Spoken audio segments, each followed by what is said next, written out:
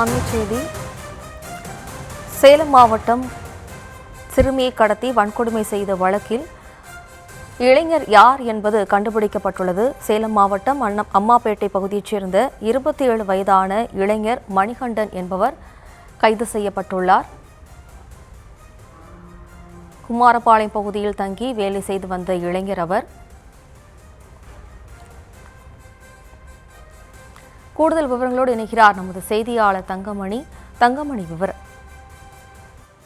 வணக்கம். அதாவது நாமக்கல் மாவட்டம் குமாரபாளையம் பகுதியில் 7 வயது சிறுமியை கடத்தி சென்று பாலியல் வன்கொடுமை செய்த குற்றவாளி தற்போது கைது செய்யப்பட்டிருக்கின்றார்.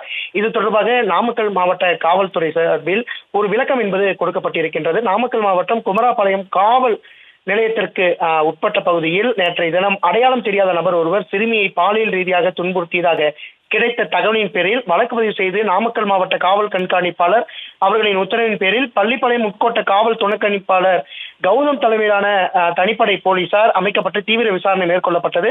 இந்த நிலையில குமாரபாளையம் எடப்பாடி சாலை பகுதியில ஒரு இடிந்த வீட்டிற்குள் அந்த குற்றவாளி இருந்ததை பொதுமக்கள் கண்டறிந்து உடனடியாக குமாரபாளையம் போலீசாருக்கு தகவல் கொடுத்து குற்றவாளி கைது செய்திருக்கின்றார். இந்த நிலையில இந்த குற்றவாளி யார் என்கின்ற ஒரு விளக்கம் என்பது தற்போது நாமக்கல் மாவட்ட காவல்துறை சார்பில் கொடுக்கப்பட்டிருக்கின்றது. சேலம் மாவட்டம் ராஜேந்திரன் மகன் மணி என்கின்ற மணிகண்டன், வயது 27 என்பவர் தற்போது இந்த பாலியல் வன்கொடுமை வழக்கில் தற்போது கைது செய்யப்பட்டிருக்கின்றார். தொடர்ந்து இந்த மணிகண்டன் குமாரபாளையம் பகுதியில தங்கி 1 வாரத்திற்கு மேலாக தங்கி கட்டிட மேஸ்திரியாக வேலை செய்து வந்தது தெரிய வந்திருக்கின்றது. மேலும் இந்த குற்றவாளி கைது செய்யப்பட்டு குற்றவாளியிடம் தொடர்ந்து விசாரணை மேற்கொள்ளப்பட்டு வருகிறது.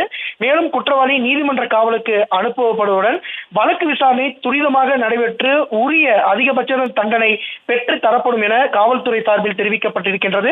மேலும் இதுபோன்ற குற்றச்செயல்களில் யாரேனும் ஈடுபட்டால் அவர்கள் மீது சட்டத்திற்குட்பட்டு கடுமையான நடவடிக்கை மேற்கொள்ளப்படும் என நாமக்கல் மாவட்ட காவல் கண்காணிப்பாளர் தெரிவித்திருக்கின்றார்.